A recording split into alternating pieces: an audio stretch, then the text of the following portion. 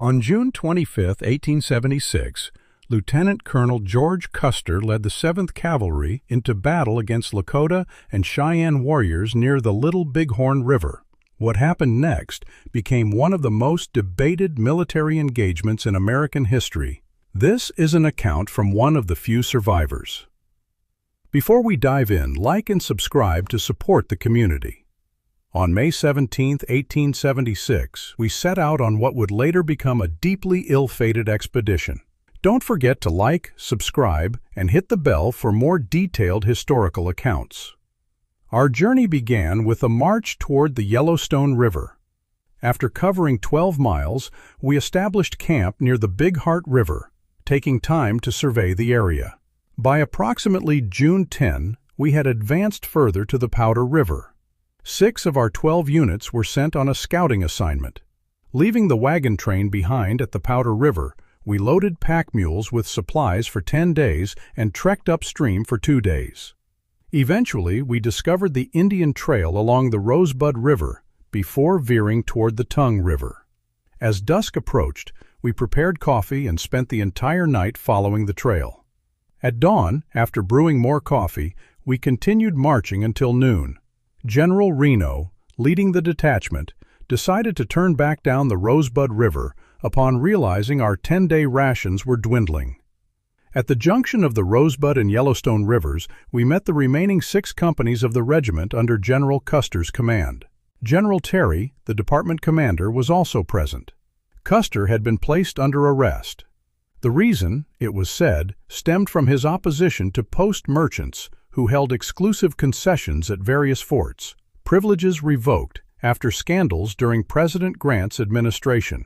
No goods could be bought at the post without going through these vendors. A single glass of whiskey cost 25 cents, and the pours were notoriously small. Custer had imposed a price cap, leading to his arrest. Despite this, he was permitted to retain command, supported by other high-ranking officers.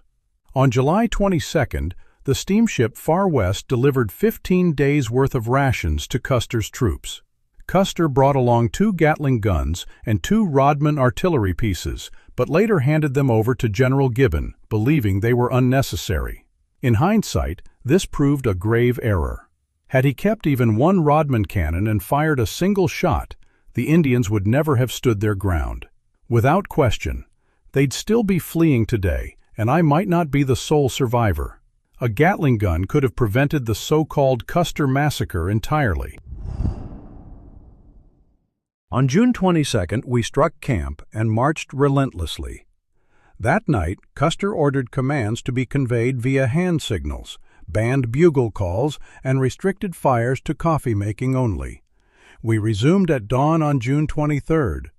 After a full day's march, we halted at dusk and set out again the next morning, June 24th. That day, we reached a site where Indians had held both a war dance and a sun dance. The ground was worn smooth from their movements, and they'd built brush shelters from cottonwood branches. Among our party were 6 Crow scouts who discovered the scalp of a white soldier from Gibbon's command. The sight of it hanging from a willow branch thrilled these Crows, who despised the Sioux we pursued. They erupted into frenzied shouts and dances. Had they stumbled upon a Sioux warrior then, his fate would have been grim, such was their fury. The scalp was handed to General Custer, who inspected it before passing it among the men. By the time of his death, it was stored in the saddlebags of Sergeant Finley, the oldest line sergeant in my company. We pressed onward all day on June 24th. Around 10 p.m., our earlier deployed scouts returned. Though dark by then, summer twilight allowed visibility enough to read at 9 o'clock. That night, we were ordered to pack and saddle up. We marched through darkness, nearing the confluence of the Little Bighorn and Rosebud rivers. Custer guided the regiment into a ravine, an ideal spot to remain concealed indefinitely. However, during a hurried trot, Quartermaster Sergeant Hurst lost hardtack from the pack train. Informed of this, Custer sent him back to retrieve it. Upon arrival, the sergeant spotted 2 Indians helping themselves to the bread. They fled at the sight of him. When he reported this to Custer, we were immediately ordered to saddle up. I'd assumed we'd strike at dawn, but since the Indians now knew of us, Custer acted without delay. After advancing up the divide, we paused. Custer departed with 2 scouts and head trumpeter Henry Voss for 2 hours. Upon returning, he divided the regiment into 3 groups. Major Reno took troops A, M, and G. Captain Benteen led H, K, and D, and Captain McDougall was tasked with the pack train, Troop B. Custer kept C, E, I, and F under his direct command. We moved out shortly after. Reno was positioned to Custer's left, with Benteen farther left. A 3-pronged assault on the Indian village was clearly the plan. McDougall's pack train would follow the main trail. We rode along what's now called Benteen's Creek until we found a deserted Indian camp, fires still smoldering. A lone teepee held a dead warrior. Custer ordered it burned. Reno, arriving later, was directed to cross the creek, which he did. Custer then advanced downstream with 3 companies. When we were within a quarter-mile of the Little Bighorn's junction with Benteen's Creek, I spotted Indians atop the bluffs. Sergeant Finkel was riding beside me. We were both near Captain Tom Custer when Finkel shouted that he was reaching his limit. His horse was faltering. I called back to him, "Finkel, push forward if you can." He fell back slightly. The captain then ordered me to ride back and find McDougall with the pack train to deliver urgent orders from General Custer. He said, "Tell McDougall to take the pack train straight to high ground. If the packs come loose, don't stop to adjust them. Cut them free. Move fast. There's a massive Indian camp ahead." I turned back. At the time it felt like misfortune, but it's what kept me alive. Had Finkel not dropped back earlier, he would have been given the message instead, and I wouldn't be here to tell it. In the distance, I spotted the pack train's dust swirling like a faint cloud. While my unit and the rest charged into the Indian camp, I rode toward it. General Custer's last words echo in my memory. We spurred our horses to a gallop, cheering 3 times as the men surged uphill. A few soldiers raced past Custer, their mounts out of control. "Steady, boys," he shouted. "There's enough down there for every one of us." They rode on and I turned back. After relaying the orders to Captain McDougall at the pack train, I continued to Captain Benteen, as instructed. By then, Major Reno was in retreat from the base of the bluffs, and McDougall's men rode up the hill to reinforce him. Behind them, chaos erupted. Indians whooping, gunfire cracking, men falling left and right. Before we could reach them, warriors would pounce, finishing the wounded and taking scalps. Dr. DeWolf was killed just as he crested the slope. Had he taken a few more steps, he might have made it. Riding back with Captain Benteen, I spotted figures sprinting toward us. I raised my rifle, assuming they were hostiles, but they were our own scouts fleeing the battle.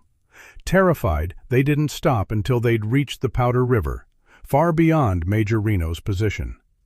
After delivering the orders to Benteen, I rejoined the battalion atop the ridge, where Reno and McDougall's men had regrouped. The Indians now blocked any path to General Custer and my company. When Reno advanced to engage them, we were forced to fall back and form skirmish lines under heavy attack. We suffered heavy losses before achieving our objective, with many men killed before we could reach them. The Indians had been firing at us all day, then gathered at night until the morning of the 26th, when they attacked again. I couldn't estimate their numbers, but we inflicted significant casualties. In our camp, 68 men lay wounded, and we were completely cut off from water. The agonized cries of the injured begging for water haunted us, but there was no way to help them. Some tried to fetch water but were shot down before they could return. I remember vividly the first shot of the 2-day battle. It struck the earth nearby, whizzing just beneath my horse. 2 officers, Lieutenants Harrington and Cecil Ramp. 2 officers, Lieutenants Harrington and Sturgis, along with 14 soldiers, were never found. Rumors spread that the Indians had decapitated them during their night celebrations, parading the heads in triumph. On the hill, 56 of our men were slaughtered. The gunfire persisted all day on the 26th. By dusk, we noticed the Indian camp stirring. Warriors still firing while women gathered their belongings. By dawn on the 27th, not an Indian remained. We brewed coffee, fetched water, and tended to the wounded as best we could. Around 10 o'clock, General Gibbon's troops arrived, led by General Terry. His appearance brought cheers from our men, and overcome with emotion he wept openly. Terry later reported spotting 200 dead soldiers in the valley below, proof that General Custer and his 4 companies had been wiped out. Maybe, like us, they'd been trapped with no escape. That afternoon, Captain Benteen allowed me to survey the battlefield freely.